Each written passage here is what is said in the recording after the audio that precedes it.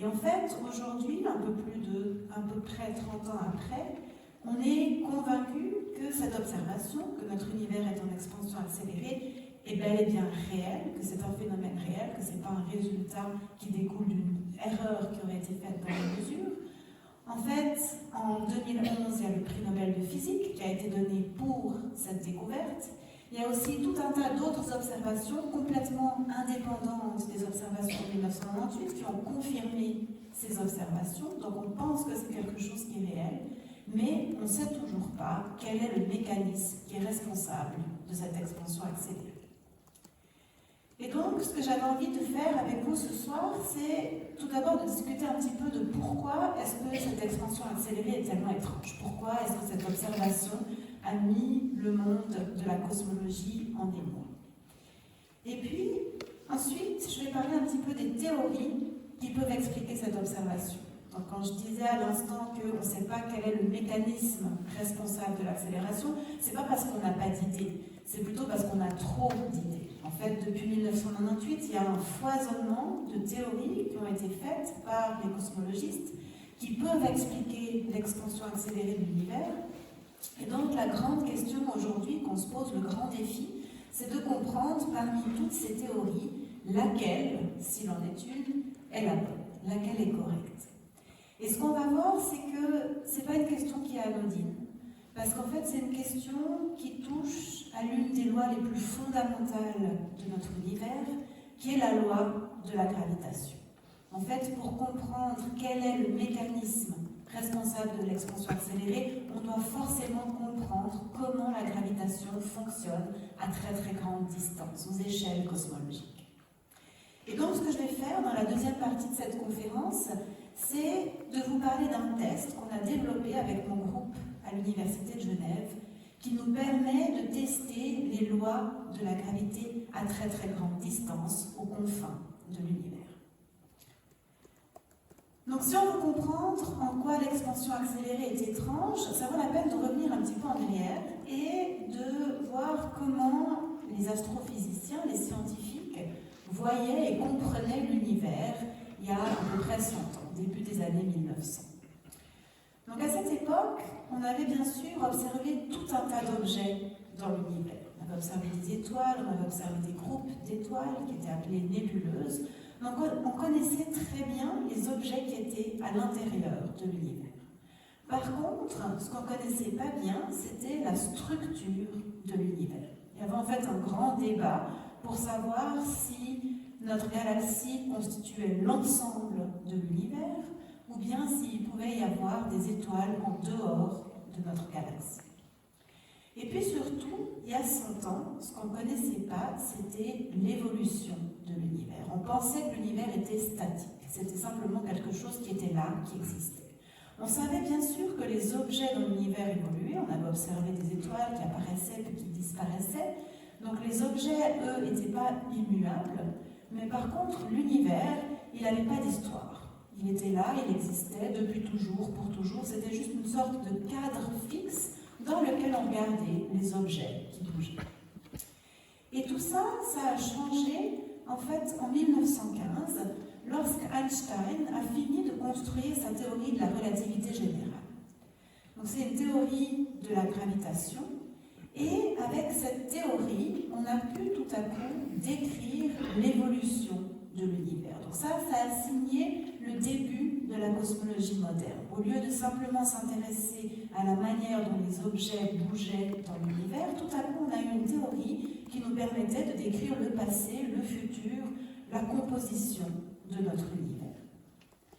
Et là, il y a eu la première surprise, parce que lorsqu'Einstein, mais aussi De Sitter et Friedman ont appliqué les équations de la relativité générale à notre univers, ce qu'ils ont trouvé, c'est que ces équations prédisaient un univers qui n'était pas statique. En fait, selon ces équations, l'univers peut soit s'agrandir ou se contracter au cours du temps. Alors, on peut se poser la question, qu'est-ce que ça veut dire? Qu'est-ce que ça veut dire un univers qui est en train de s'agrandir? Parce que si l'univers constitue tout ce qui existe, alors dans quoi est-ce qu'il va s'agrandir? En fait, la manière correcte de se représenter les choses, selon la relativité générale, c'est que ce qui se passe, c'est qu'il y a une création d'espace à l'intérieur même de l'univers. Donc quand on dit que l'univers s'agrandit, ça veut dire que l'espace à l'intérieur de l'univers grandit au cours du temps. Et la conséquence directe de ce fait, c'est que tous les points dans l'univers vont s'éloigner les uns des autres au cours du temps, puisqu'il y a création d'espace entre chacun de ces points. Alors, Einstein, lui, il n'a pas du tout aimé la conséquence de sa théorie. Il trouvait qu'un univers qui était en expansion était beaucoup moins élégant, beaucoup moins parfait qu'un univers qui était statique. Et donc, ce qu'il a fait, c'est qu'il s'est repenché sur ces équations et il s'est rendu compte qu'en fait, sans changer leur structure, il pouvait rajouter une constante, ce qu'il a appelé la constante cosmologique. Et en fait, il a trouvé que s'il ajustait bien la valeur de cette constante, mais aussi la valeur des autres constituants qu'il y avait dans l'univers, il y avait une solution qui donnait un univers qui était statique.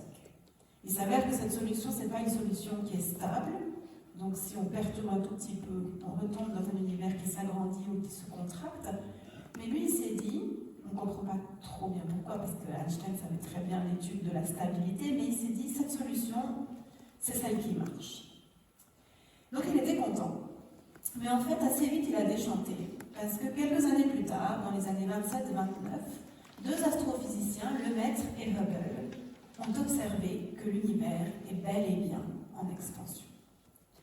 Donc ce qu'ils ont fait pour cette observation, c'est qu'ils ont simplement regardé des galaxies autour de nous. Et ils ont mesuré la distance à laquelle ces galaxies se trouvent par rapport à nous et la vitesse à laquelle elles bougent. Et ce qu'ils ont trouvé, c'est que toutes les galaxies s'éloignent de nous, et elles ne s'éloignent pas au hasard. En fait, les galaxies qui sont plus lointaines s'éloignent plus vite de nous que les galaxies qui sont plus proches. Et c'est à partir de ça qu'ils ont conclu que notre univers était en expansion. Parce que si on a une galaxie qui est plus lointaine, il y a plus d'espace entre nous et la galaxie. Et donc du coup, quand l'univers s'agrandit, cette galaxie va s'éloigner plus vite qu'une galaxie qui est plus proche. Donc regardons peut-être un petit peu plus en détail ce que je viens de vous dire, parce que c'est vraiment un point important pour comprendre pourquoi notre univers s'agrandit. Donc supposons qu'on a une galaxie qui, à un certain moment donné, que j'appelle T1, se retrouve à une distance de 1 mégaparsec par rapport à la Terre. 1 mégaparsec, c'est une unité qu'on utilise en astrophysique et en cosmologie qui correspond à 30 milliards de kilomètres. Ça nous donne quand même une idée des distances avec lesquelles on travaille en cosmologie. Donc ensuite, l'univers s'agrandit et supposons qu'entre T1 et un temps que j'appelle T2, sa taille double. Ce qui veut dire qu'au temps T2, cette galaxie va se retrouver à 2 mégaparsecs de la Terre. Si je prends maintenant une autre galaxie plus lointaine, qui en T1 se trouve à 3 mégaparsecs, entre T1 et T2, les distances doublent, donc cette galaxie va se retrouver à 6 mégaparsecs. Donc là, vous voyez que entre le même temps, T1 et T2, la galaxie qui est plus loin s'est éloignée 3 fois plus vite de nous, puisqu'elle a parcouru 3 mégaparsecs, que la galaxie qui est plus proche, qui elle a parcouru seulement 1 mégaparsec. Et donc ça, c'est quelque chose, donc le fait que c'est ça qu'on a observé, c'est quelque chose qui a convaincu la communauté des cosmologistes, des astrophysiciens, que c'est bien notre univers qui est en train de s'agrandir et non pas les galaxies qui s'éloigneraient simplement physiquement de nous. Parce que dans ce deuxième cas, on n'a aucune raison d'avoir que la galaxie qui est 3 fois plus loin s'éloigne 3 fois plus vite, alors que dans le cas d'un univers en expansion, ça découle naturellement de l'expansion. Et donc en particulier, ça a convaincu Einstein qui a abandonné sa constante cosmologique et qui a même appelé ça la plus grande erreur de Navier. Donc maintenant qu'on a établi que l'univers est en expansion, la question légitime qu'on se pose, c'est à quelle vitesse est-ce qu'il s'agrandit? Et ça, on peut y répondre avec les données de Hubble et de Lemaitre. Donc sur ce graphe, vous voyez en fait les données, les mesures que Hubble a faites. Donc la Terre se retrouve ici à l'origine, et puis sur l'axe horizontal, vous avez la distance par rapport à la Terre, sur l'axe vertical, vous avez la vitesse. Et chacun des points noirs représente une mesure qui a été faite avec une galaxie de la distance et de la vitesse. Et donc là, en regardant ce graphe, on voit bien ce que je vous disais. Si on regarde des objets qui sont plus lointains, donc on va vers la droite, eh bien, on voit que ces objets sont aussi plus hauts sur le graphe, c'est-à-dire qu'ils bougent plus vite. Et en fait, ce que Hubble en a conclu, c'est que ces objets, ces mesures, s'alignent le long d'une droite. Et en fait, la pente de cette droite va nous donner la vitesse à laquelle les objets s'éloignent, c'est-à-dire la vitesse, le taux d'expansion de l'univers. Si la pente était plus pentue, à une distance donnée, les objets bougeraient plus vite, et si la pente était moins pentue, à une distance donnée, les objets bougeraient moins vite. Donc le taux d'expansion serait plus bas. Donc en mesurant la pente, on peut savoir le taux d'expansion de l'univers. Alors si vous regardez ce graphe, vous vous êtes peut-être dit qu'en fait Hubble avait pas mal d'imagination pour voir que tous ces points noirs s'alignaient le long d'une droite. On voit bien que quand on va vers la droite, on va aussi vers le haut, mais de là à dire que ça suit une relation linéaire avec les données qui sont là, c'est pas complètement évident. Mais en fait, Hubble avait raison, et pour vous montrer que c'est le cas, laissez-moi vous montrer des données qui ont été faites beaucoup plus tard, ici en 2001, où on a à nouveau sur l'axe horizontal la distance, sur l'axe vertical la vitesse, et chacun de ces points noirs représente une mesure qui a été faite, parfois avec des galaxies, parfois avec des étoiles. Et là, on voit quand même très bien que tous ces points s'alignent le long d'une droite.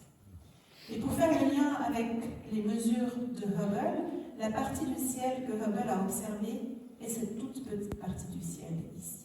Donc sans grande surprise, en 2001, on voit beaucoup plus loin et de manière beaucoup plus précise qu'en 1929 avec les données de Hubble. Et donc à partir de cette droite, on peut mesurer la pente et on trouve que l'univers s'agrandit à 72 km par seconde par mégaparsec. Donc ce que ça veut dire, c'est qu'une galaxie qui se trouve à 1 mégaparsec de nous s'éloigne à 72 km par seconde, une galaxie qui est à 2 mégaparsecs va s'éloigner à 144 km par seconde, etc. Alors, on a un petit peu envie de se dire, bon, ok, super, mais qu'est-ce qu'on en conclut? Et alors? En fait, la question suivante qu'on a envie de se poser, c'est comment c'était dans le passé? Comment c'était avant? Ça, c'est la vitesse d'expansion de l'univers aujourd'hui. Mais est-ce qu'on pourrait savoir à quelle vitesse l'univers s'agrandissait dans le passé? Est-ce que c'est la même vitesse? Est-ce que c'est plus grand? Est-ce que c'est plus petit?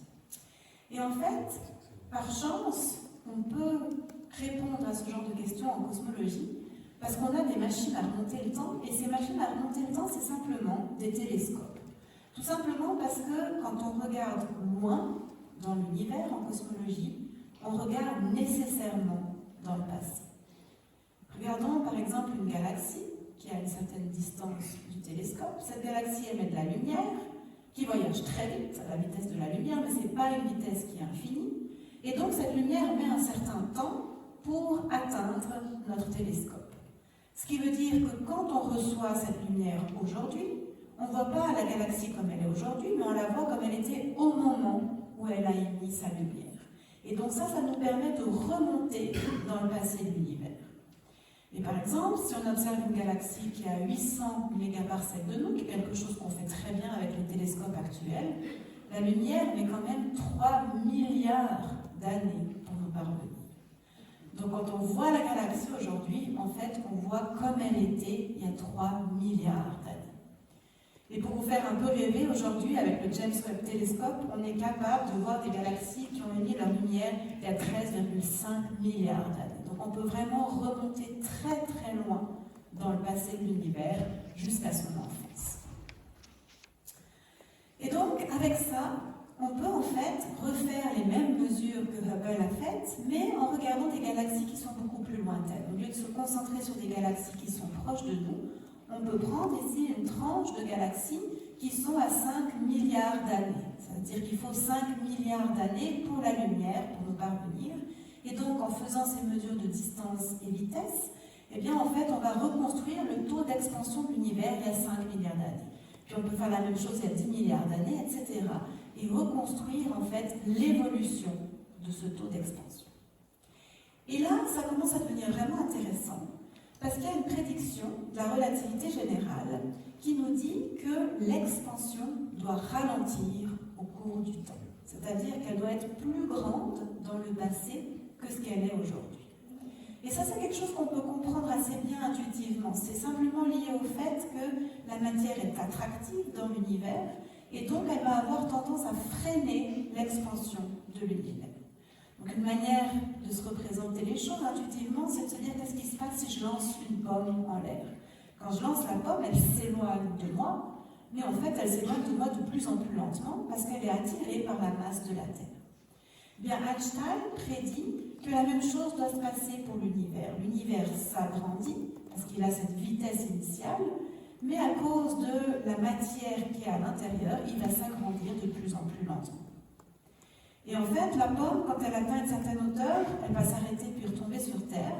Pour l'univers, dans certains cas, la même chose peut se passer. C'est aussi possible, dans certains cas de l'univers, que l'univers grandisse, puis ensuite atteint un maximum et se recontracte sur lui-même. Et donc, en 1998, deux groupes d'astrophysiciens se sont dit, testons cette prédiction de la théorie d'Einstein. Mesurons le taux d'expansion de l'univers dans le passé. Ça va nous permettre de voir comment il ralentit au cours du temps. Et de là, on va pouvoir calculer quelle est la masse dans l'univers. Et on va aussi savoir si l'univers va s'agrandir pour toujours, ou bien si à un certain moment, il va atteindre un maximum et se recontracter sur lui-même dans ce qu'on appelle un Big Crunch. Et donc pour ça, la méthode qu'ils ont utilisée, c'est de se dire qu'il faut qu'on mesure la vitesse et la distance d'objets qui sont de plus en plus lointains. Alors, mesurer la vitesse d'objets en cosmologie, c'est quelque chose qui est relativement facile à faire, que les astrophysiciens arrivent bien à faire. Par contre, ce qui est compliqué, c'est de mesurer les distances. Parce que bien sûr, on ne peut pas sortir une règle et regarder à quelle distance ces objets se trouvent. Donc il faut des méthodes pour mesurer les distances. Et l'idée de ces deux groupes d'astrophysiciens, c'est d'utiliser des objets bien particuliers pour mesurer la distance, qui sont des supernovae. Les supernovae, c'est des étoiles qui arrivent en fin de vie, qui se contractent sur elles-mêmes très fortement, dont la température augmente et qui finalement explosent en émettant une quantité phénoménale de lumière. Et donc, la particularité de ces supernovas, c'est qu'on peut les voir extrêmement loin. En fait, quand une supernova explose, elle émet autant de lumière qu'une galaxie tout entière. Et donc, si on peut les voir très loin, ça nous permet de mesurer ce taux d'expansion de l'univers jusqu'à très loin dans le passé, qui est bien sûr quelque chose qui nous intéresse. Et l'autre propriété de ces supernovae, c'est qu'il y a une classe de supernovas qu'on appelle les supernovas 1A, qui ont la propriété d'émettre toute la même quantité d'énergie en explosant. Et ça, c'est la propriété fondamentale qui nous permet en fait d'utiliser ces objets pour mesurer leur distance. Donc pour comprendre comment ça fonctionne et pourquoi c'est important de connaître la quantité d'énergie que ces objets émettent, imaginez que vous êtes dans une salle complètement noire, il n'y a aucune lumière, et puis on allume des ampoules. Certains vous paraissent plus brillantes, d'autres moins brillantes, et je vous demande de classer ces ampoules en fonction de leur distance.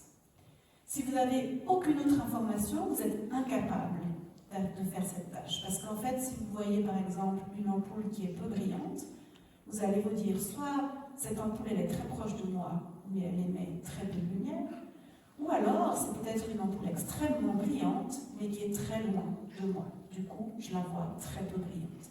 Et vous n'avez aucune manière de faire la différence entre les deux. Par contre, si je vous donne une information supplémentaire, je vous dis que toutes ces ampoules émettent à 60 watts, alors là, votre tâche est facile. Vous classez simplement les ampoules en fonction de leur brillance. Celle qui est la plus lumineuse, c'est celle qui est la plus proche. Celle qui est la moins lumineuse, c'est celle qui est la plus lointaine. Et donc les supernovas, c'est comme des ampoules à 60 watts qui seraient distribuées partout dans l'univers. On prend cette classe de supernovas qui émettent toute la même quantité d'énergie. Et à partir de ça, en mesurant la quantité d'énergie qu'on reçoit, on peut savoir à quelle distance elle se trouve par rapport à tout. Et c'est ça que ces deux groupes d'astrophysiciens ont fait en 1998. Ils ont mesuré la distance d'une quarantaine de supernovas de manière indépendante et ils ont aussi mesuré leur vitesse. Et donc ils ont reconstruit le taux d'expansion de l'univers et ce qu'ils ont trouvé, c'est le contraire de ce à quoi ils s'attendaient. Ils ont trouvé que l'expansion s'agrandit au cours du temps. Donc que le taux d'expansion de l'univers était plus petit dans le passé que ce qu'il est aujourd'hui. En fait, pour être plus précis, ce qu'on sait aujourd'hui avec nos observations, c'est que durant les 8 premiers milliards d'années de l'histoire de l'univers, tout se passe comme prédit par la théorie d'Einstein. Le taux d'expansion de l'univers décroît, l'expansion décélère. Et puis, autour de 8 milliards d'années, quelque chose se passe, on ne sait pas quoi. La tendance s'inverse et l'expansion se met à s'accélérer. Et donc ça, c'est extrêmement étrange. Si je reprends l'exemple de la pomme, c'est comme si je lançais cette pomme en l'air. Au début, elle s'éloigne de moi de plus en plus lentement, comme je m'y attends. Puis quand elle atteint une certaine hauteur, tout à coup, elle se met à s'accélérer de plus en plus vite, comme si elle avait un moteur.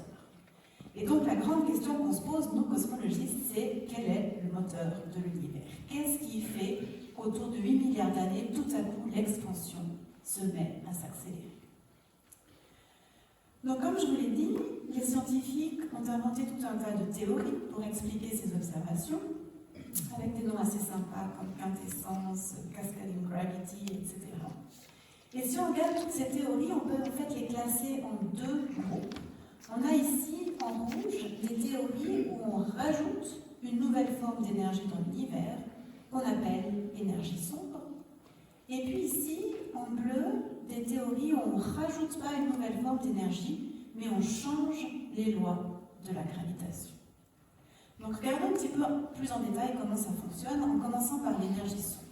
Donc l'idée de l'énergie sombre, c'est de rajouter une nouvelle composante dans l'univers qui est telle qu'elle peut faire s'accélérer l'expansion de l'univers. Et en fait, on peut montrer que pour que cette énergie fasse s'accélérer l'expansion de l'univers, elle doit avoir une propriété extrêmement étrange qui est qu'elle ne se dilue pas quand l'univers s'agrandit. Et ça, c'est complètement différent de la matière ordinaire, parce que la matière ordinaire se dilue lors de l'expansion. Si je prends par exemple un petit volume d'univers dans lequel je mets 3 pommes, quand l'univers grandit, ce volume va grandir. Par contre, le nombre de pommes va rester le même. Je ne crée pas de nouvelles pommes quand l'univers s'agrandit. Ce qui veut dire que la densité de pommes va décroître au cours du temps. Pour l'énergie sombre, ce n'est pas le cas. En fait, la densité reste constante, ce qui veut dire que la quantité d'énergie sombre croît au fur et à mesure que l'univers s'agrandit. Et ça mène à une expansion accélérée, parce qu'on a de l'énergie sombre qui fait grandir l'univers. Quand l'univers grandit, on a plus d'énergie sombre, qui du coup fait grandir l'univers plus vite, qui crée encore plus d'énergie sombre. Et donc, automatiquement, on arrive à ce phénomène d'expansion accélérée de l'univers. Et donc, de là, on voit que cette énergie sombre, ça ne peut pas être aucune des formes de matière ou d'énergie qu'on connaît, parce qu'aucune des formes de matière ou d'énergie qu'on connaît a cette propriété de grandir quand l'univers s'agrandit. Donc, ça doit être quelque chose de complètement différent et de très exotique, de très étrange. Et on peut calculer de combien d'énergie sombre on a besoin pour reproduire les observations qu'on a. Et on se rend compte qu'on a besoin d'une quantité phénoménale d'énergie sombre. Il faut que 70% du contenu de l'univers soit sous cette forme d'énergie sombre, ce qui veut dire que la grande majorité de notre univers est sous une forme complètement inconnue et extrêmement bizarre. Et bien sûr, cette énergie sombre, elle doit être absolument partout, puisque cette expansion accélérée, on l'observe dans toutes les directions. Donc là, vous comprenez peut-être mieux pourquoi ces observations ont bouleversé la cosmologie. On n'est pas en train de dire qu'il faut rajouter un petit peu d'énergie bizarre dans un petit coin obscur de l'univers. On est en train de dire que la majorité du contenu de l'univers est faite de cette énergie sombre extrêmement bizarre. Alors, il y a différents modèles d'énergie sombre qui ont été proposés. Le premier, c'est en fait assez ironiquement la constante cosmologique. Donc, si on reprend cette constante cosmologique qu'Einstein avait introduite, qu'on ajuste bien sa valeur, on peut en fait passer d'un univers en décélération à un univers en accélération 8 milliards d'années après le début de l'univers.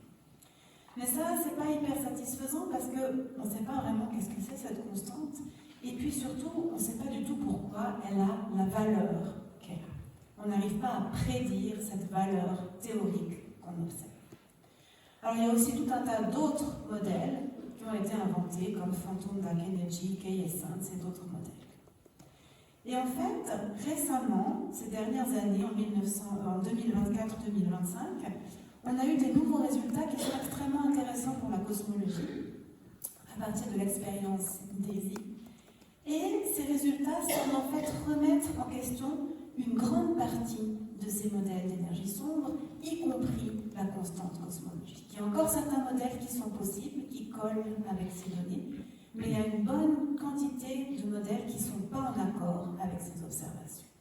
Alors là, aujourd'hui, on est dans un état où on n'est pas sûr, on ne peut pas avec certitude dire que la constante cosmologique ne marche pas, on n'a pas atteint ce seuil de significance, mais on a besoin d'un peu plus de données pour voir si cette tendance persiste ou pas. Mais ça vous montre en fait que les choses évoluent lentement, mais quand même sûrement en cosmologie, et en fait, on progresse gentiment.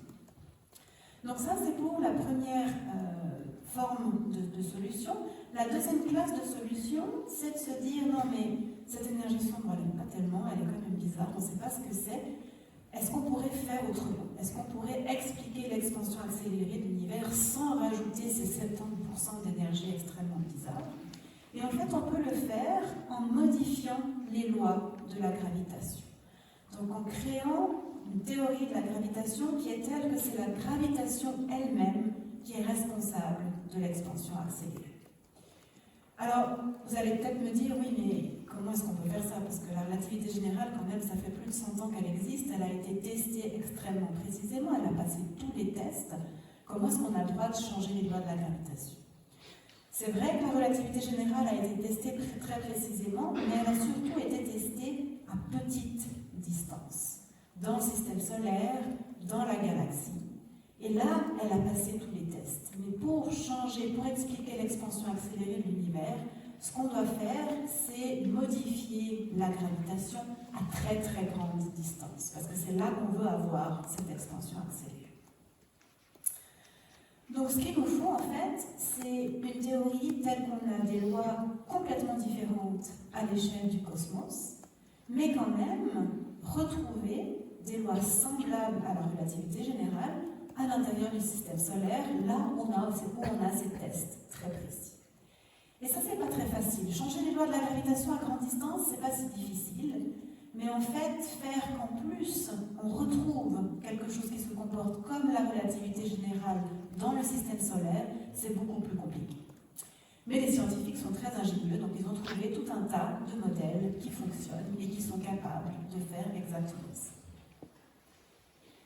Donc, ce qu'on voit, c'est que cette expansion accélérée remet vraiment en question les fondements de notre univers. À cause de cette observation, on ne sait pas si on a 70% d'énergie sombre dans notre univers ou non, et on ne sait pas si la relativité générale décrit bien la gravité jusqu'à très très grande distance.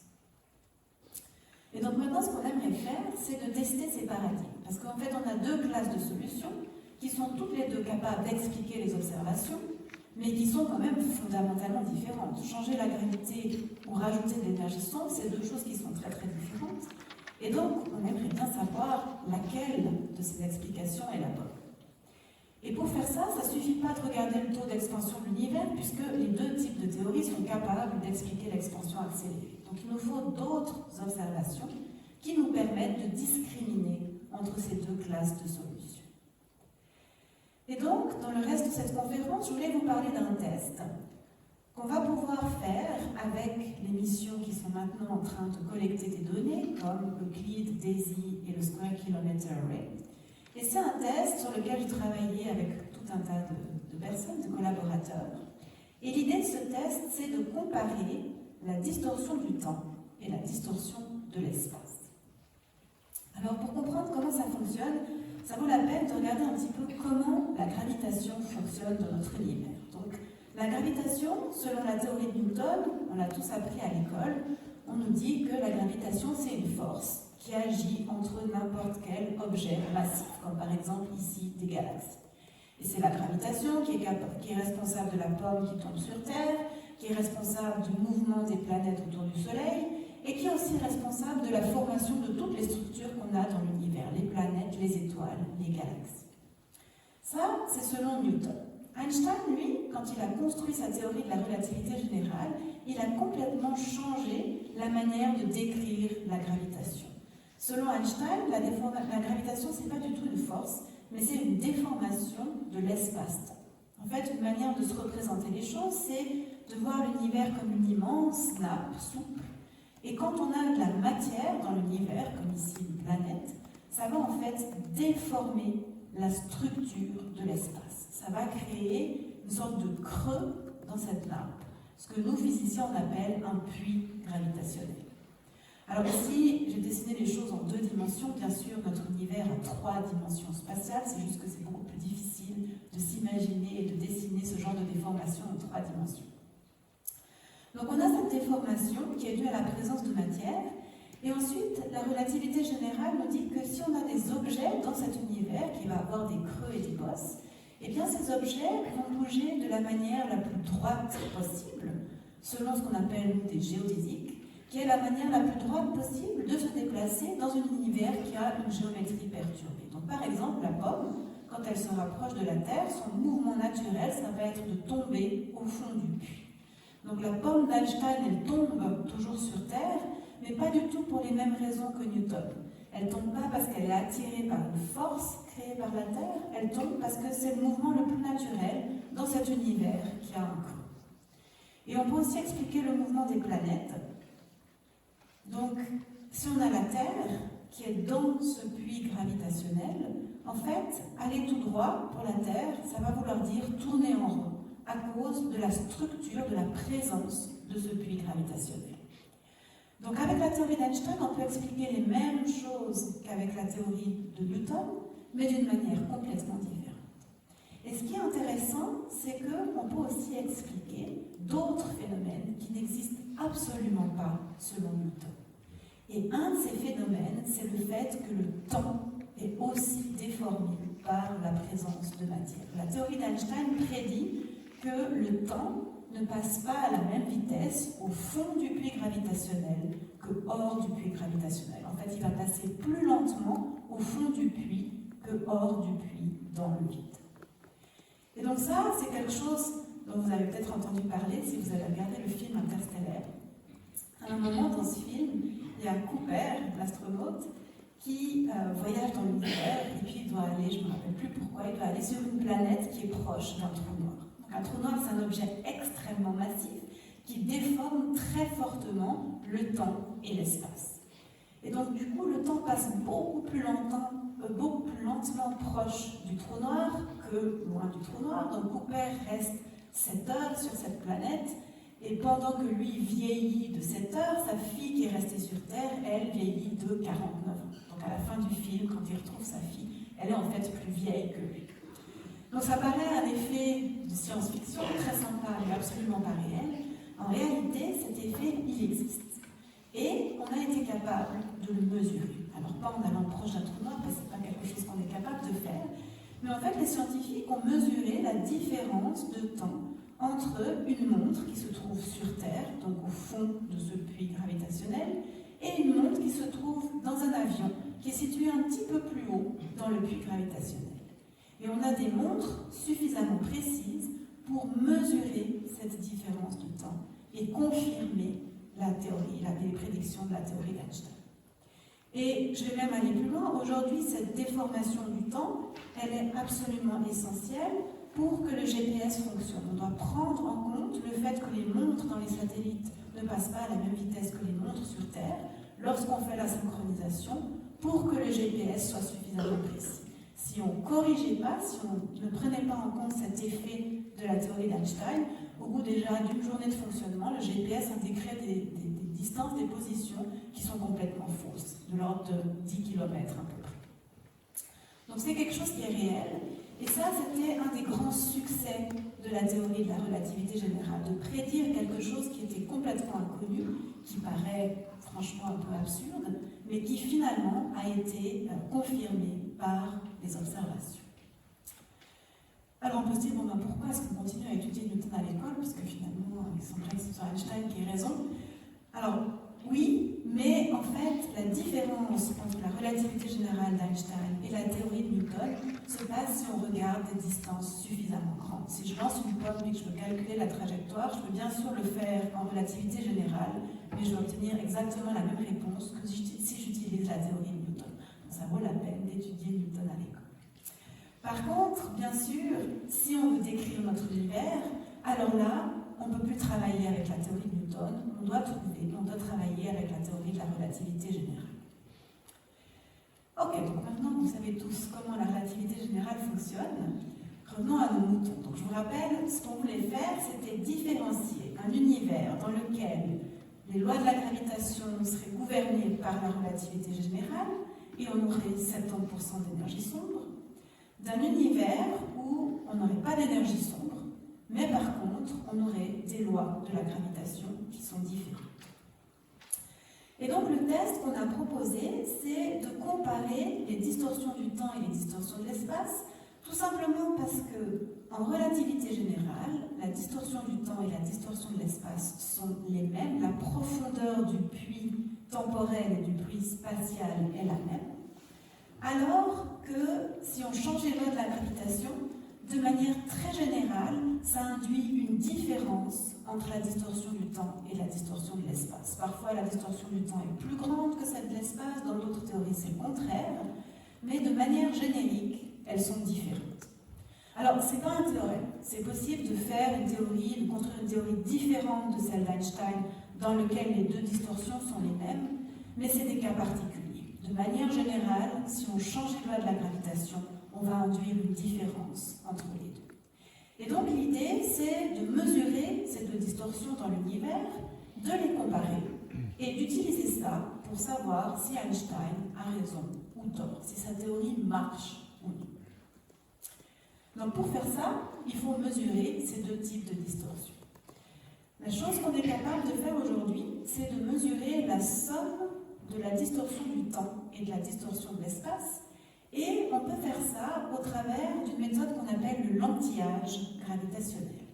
Donc le lentillage gravitationnel décrit la situation suivante. Supposons qu'on regarde une galaxie qui est lointaine. Et entre cette galaxie et nous, il y a d'autres galaxies qui vont déformer la structure de l'univers, qui vont créer un puits gravitationnel. La lumière émise par la galaxie lointaine, quand elle voyage, va ressentir la présence de ce puits, et ça va en fait dévier sa trajectoire. Et en fait, cette déviation de la trajectoire, on peut calculer qu'elle est proportionnelle à la somme de la déformation de l'espace et de la déformation du temps.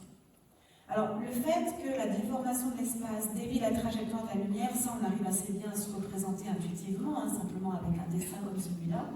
Le fait que la déformation du temps dévie aussi la trajectoire de la lumière, c'est quelque chose qui, en tout cas à mon point de vue, n'est pas du tout intuitif. C'est vraiment très difficile de comprendre pourquoi c'est le cas. Mais si on fait le calcul, c'est quelque chose qui découle directement de nos équations. Et donc, ce qu'on peut se dire, c'est super, mesurons cette déviation de la trajectoire, et ça va nous permettre de mesurer la somme de la distorsion de l'espace et de la distorsion du temps. Et donc, en pratique, ce qu'on fait avec des missions comme celle-là, c'est de regarder comment cette déviation de la trajectoire va changer la forme des galaxies. Tout simplement parce que différents rayons lumineux émis par différentes parties de la galaxie vont suivre une trajectoire légèrement différente. Et du coup, nous, quand on observe la galaxie, on va la voir soit plus elliptique, soit moins elliptique que ce qu'elle est en réalité. Et donc, en mesurant ce changement de forme, on mesure la somme de la distorsion de l'espace et de la distorsion du temps. Donc avec mes collaborateurs, on a utilisé les données du Dark Energy Survey pour faire cette mesure. Et là, je vous montre ce qu'on a obtenu. Donc sur ce graphe, sur l'axe vertical, on a l'amplitude des distorsions de l'espace plus des distorsions du temps, normalisées par rapport à une amplitude primordiale.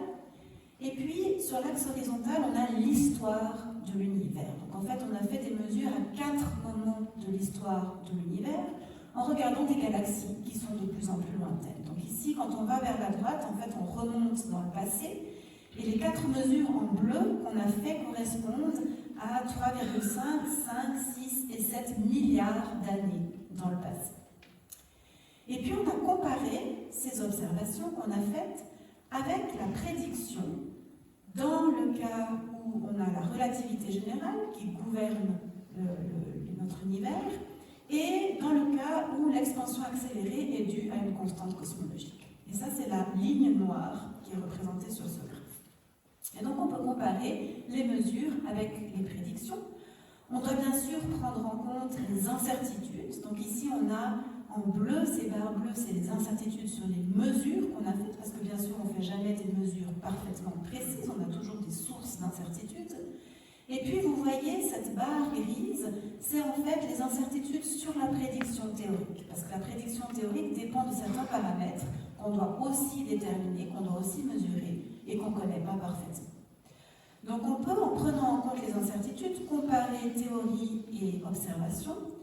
Et ce qu'on voit, c'est qu'il y a 6 et 7 milliards d'années, les mesures sont en bon accord avec les prédictions. Le point à 7 milliards d'années dans le passé est un petit peu en dessous, mais vu la grandeur des incertitudes, en fait, on n'a pas de désaccord entre les deux. Par contre, si on regarde il y a 3,5 et 5 milliards d'années, on a un désaccord qui est quand même assez prononcé. En fait, la profondeur de ces puits gravitationnels semble être plus petite que ce qui est prédit par la relativité générale avec une constante cosmologique. Alors, le désaccord, il n'est pas suffisant pour qu'on puisse dire la constante cosmologique et la relativité générale ne marchent pas. En fait, en physique, on a des critères assez stricts. On doit atteindre ce qu'on appelle un seuil de 5 sigma, qui est en fait un désaccord suffisamment grand entre la mesure et la prédiction pour dire « Ok, cette théorie ne marche pas ». Et ça, c'est quelque chose qu'on n'a pas atteint avec nos mesures. On a un seuil de 3 sigma. Donc, ce qu'on doit faire maintenant, c'est refaire ces mesures avec plus de précision pour voir si on réduit les incertitudes et si cette tendance se confirme, ou alors au contraire, si peut-être avec des nouvelles données, on se rapproche de la prédiction théorique. Donc ça nous montre quelque chose d'intéressant qui se passe dans notre univers, mais ça ne nous permet pas encore de savoir à quoi l'expansion, l'accélération de l'univers est due. Parce que si cette tendance se confirme, ça peut soit nous dire « Ah, c'est une autre énergie sombre que la constante cosmologique », ou alors ça peut nous dire « C'est une autre théorie de la gravitation que la relativité générale d'Einstein ». Donc si on veut pouvoir savoir dans quel cas de figure on se trouve, il faut qu'on mesure autre chose. Je vous rappelle, ce qu'on voulait faire, c'est comparer la distorsion du temps et la distorsion de l'espace. Ici, on a mesuré la somme des deux. Donc si on veut faire la comparaison, il nous faut une autre mesure. Et ce qu'on a développé avec mon groupe, c'est une méthode pour mesurer la distorsion du temps tout seul. Et une fois qu'on aura ça, on va pouvoir faire notre test, parce que si on trouve que la somme de la distorsion du temps et de l'espace est égale à 2 fois la distorsion du temps, ça veut nous dire que les deux sont les mêmes, et donc on pourrait dire qu'Einstein a passé un nouveau test avec succès. Et on va aussi pouvoir éliminer toutes les théories qui prédisent une différence entre ces deux quantités. Si, au contraire, on trouve que la somme des distorsions est soit plus grande, soit plus petite que 2 fois la distorsion du temps, alors là, ça serait extrêmement important parce que ça voudrait dire que la distorsion du temps est différente de la distorsion de l'espace, et du coup, ça voudrait dire qu'Einstein a tort, que sa théorie ne marche plus à très très grande distance. Donc, comment est-ce qu'on fait pour mesurer la distorsion du temps? Alors, on a 2 méthodes. La première, la plus logique, c'est simplement de comparer directement le temps entre 2 montres pour voir s'il y a une différence. Alors ça marche très bien quand on veut comparer une montre sur Terre avec une montre dans un avion, mais clairement, ça ne marche pas si on veut regarder ce qui se passe aux confins de l'univers. On ne peut pas juste envoyer des montres un peu partout dans l'univers pour savoir comment le temps passe dans ces galaxies lointaines. Donc il nous faut une autre méthode.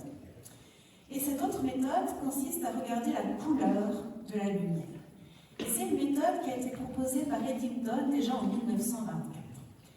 Donc vous avez certainement remarqué que la lumière arrive dans différentes couleurs, et en fait la couleur de la lumière, elle est liée à la fréquence de l'onde lumineuse. Parce que la lumière, on peut se la représenter comme une onde qui voyage dans notre univers.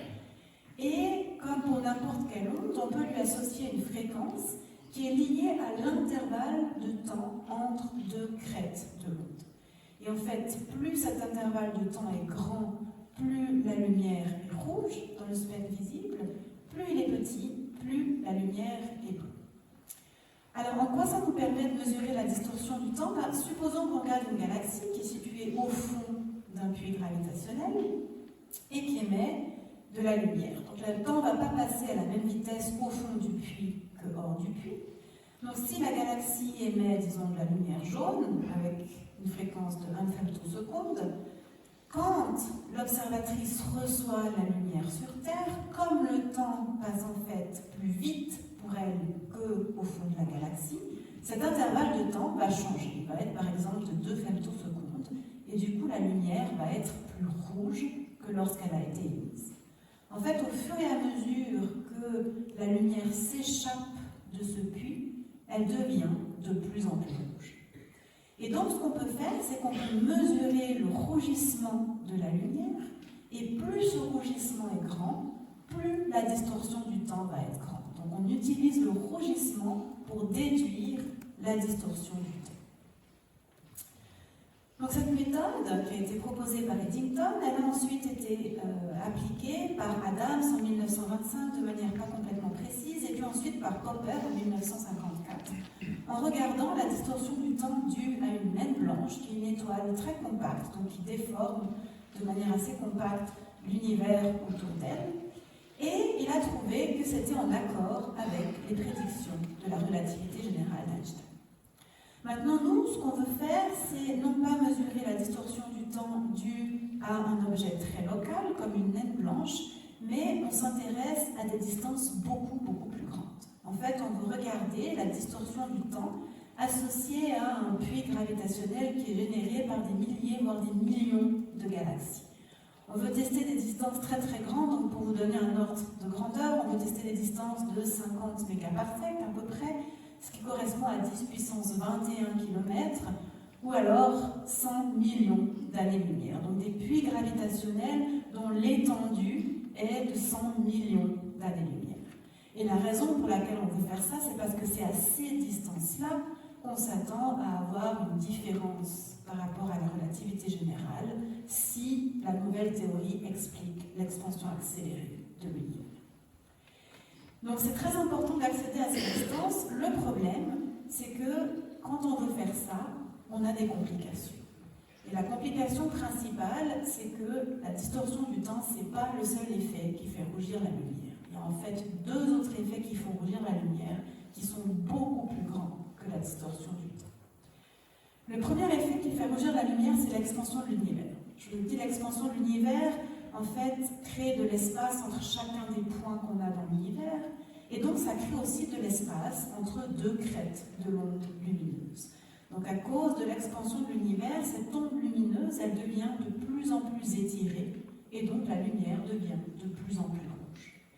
Et typiquement, cet effet, il est 10 000 fois plus grand que la distorsion du temps. L'autre effet qui fait rougir la lumière, c'est un effet dont je pense que vous avez tous entendu parler, qui s'appelle l'effet Doppler. Vous le connaissez certainement pour le son. À cause de l'effet Doppler, si on a une ambulance qui émet une alarme en venant vers nous, en fait, le son va nous apparaître plus aigu que lorsque l'ambulance s'éloigne de nous, où le son nous apparaît plus grave. Ça, c'est simplement parce qu'en fait, la vitesse de l'émetteur, dans ce cas-là l'ambulance, impacte la fréquence de l'onde sonore. Et bien exactement la même chose se passe pour la lumière. Si une galaxie émet de la lumière en s'approchant de nous, cette lumière va nous apparaître plus bleue parce que sa fréquence va être augmentée. Alors que si la galaxie émet de la lumière en s'éloignant de nous, la lumière va nous apparaître plus rouge.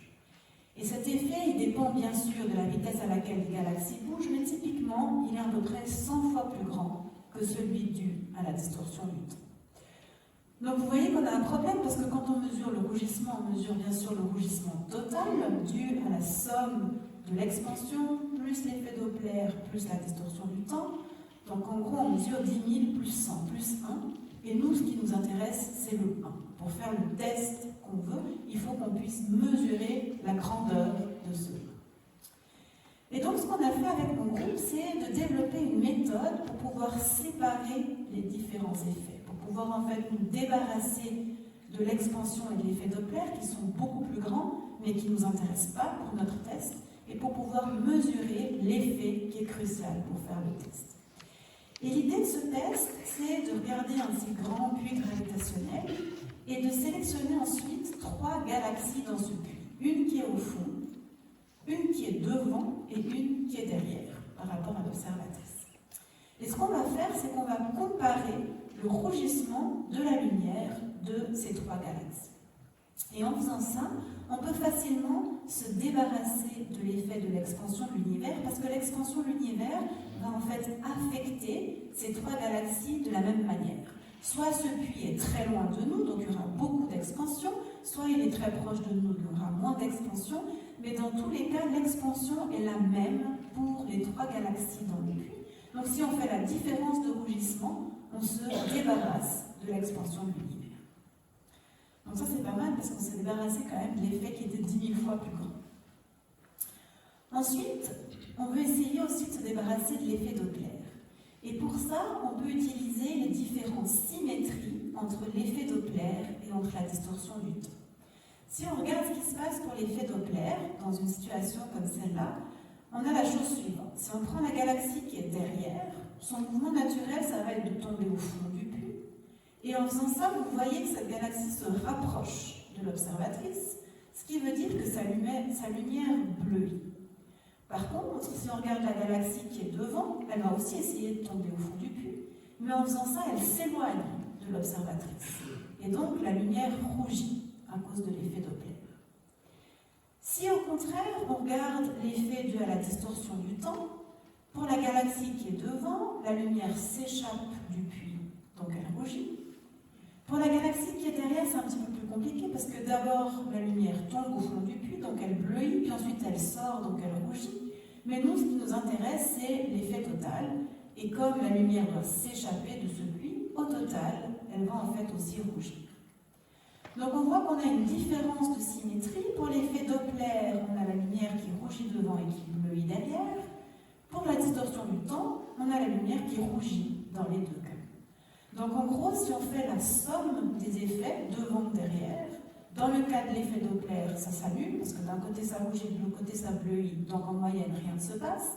Alors que dans le cas de la distorsion du temps, quand on fait la somme, on accumule les deux effets, on amplifie le signal.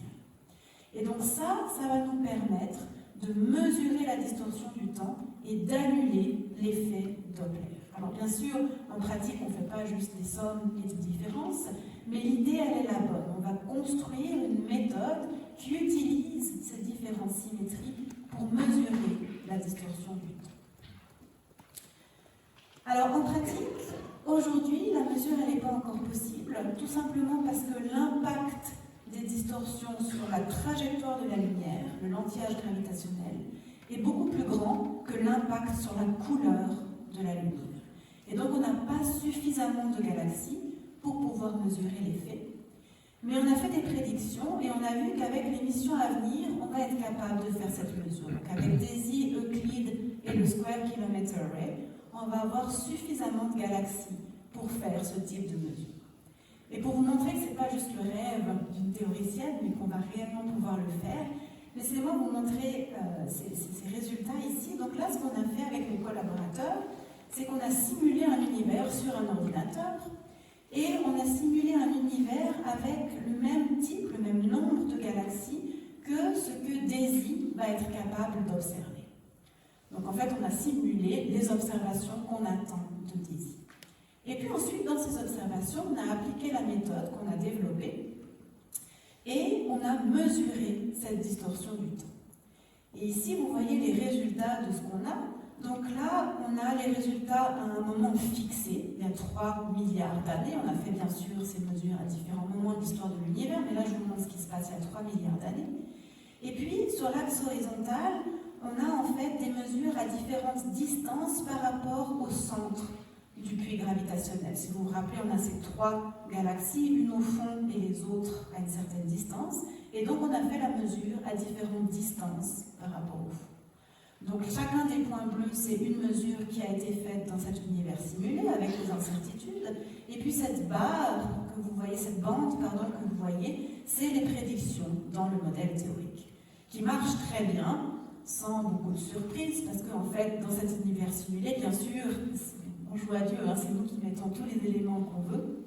Et donc on sait exactement ce qu'il y a dedans, et donc on peut en fait calculer parfaitement bien le modèle théorique. Et donc ce que vous voyez là, c'est qu'on s'attend à une détection de cet effet avec une mission comme DESI. Alors en pratique c'est un petit peu plus compliqué que ça, parce que cet effet-là qu'on a mesuré, c'est pas seulement la distorsion du temps, c'est la distorsion du temps plus d'autres effets. Et donc, pour pouvoir utiliser la distorsion du temps, il faut encore comparer ces effets. Mais on a des méthodes qui nous permettent de le faire. Donc, ce que ce graphe nous montre, c'est qu'on s'attend à une première détection avec DESI. Et DESI, c'est en fait une expérience qui est en train de fonctionner maintenant, donc qui accumule des données, et on est en train de travailler à cette mesure. Ensuite, avec Euclide, le satellite Euclide, on va pouvoir confirmer cette mesure avec d'autres types de galaxies. Mais en fait, dans les deux cas, d'après nos prédictions, les incertitudes de mesure seront encore relativement grandes, ce qui fait que oui, on va pouvoir faire ce test, mais on va très probablement pas avoir d'effet conclusif parce que ça va être en accord avec à peu près tout, vu les incertitudes qu'on a. Par contre, dans quelques années, on aura le Square Kilometre Array, qui lui va observer encore plus de galaxies sur une plus grande partie du ciel. Et là, avec les prédictions qu'on a, on va pouvoir tester vraiment précisément la relation entre la distorsion du temps et la distorsion de l'espace. Donc vous voyez qu'en fait le futur est extrêmement intéressant pour nous cosmologistes parce qu'il y a ces missions qui vont nous permettre de mesurer ce nouvel effet, de faire ce test et peut-être d'en comprendre un petit peu plus sur le mécanisme qui est responsable de l'expansion accélérée de l'univers. Donc avant de conclure, je voulais juste faire deux annonces. La première, c'est que je vous ai parlé ici uniquement d'une grande énigme dans l'univers, mais bien sûr, il y en a une autre. Je vous ai dit que l'expansion accélérée de l'univers fait qu'au final, 70% du contenu de l'univers est inconnu, c'est soit de l'énergie sombre, soit une autre forme de gravitation. Vous vous êtes peut-être dit, ah super, il y a quand même 30% qu'on comprend bien dans l'univers, c'est pas mal. En fait, c'est pas vrai. Sur ces 30%, il y a seulement 5% qui est de la matière ordinaire, la matière qu'on connaît, qu'on comprend, qu'on étudie au CERN. Et les 25% restants sont sous une forme qui est complètement inconnue, qu'on appelle la matière noire. Et donc, si vous voulez en savoir plus sur cette seconde énigme, sur la matière noire, venez aux prochaines conférences, parce que les prochains conférenciers vont en fait aborder aussi le thème de la matière noire, comment on l'observe, quelles sont les missions qui nous permettent de l'observer dans l'univers, mais aussi au CERN. Et puis la deuxième annonce que je voulais faire, c'est que si vous êtes libre, jeudi prochain, le 22 janvier, à 20h30, il y a la projection d'un film qui va se faire au cinéma Bio à Carouge, dans lequel j'ai participé avec Didier Coelho, que je pense que vous connaissez tous, qui est prix Nobel de physique, et puis Violaine Sauter, qui est une géophysicienne.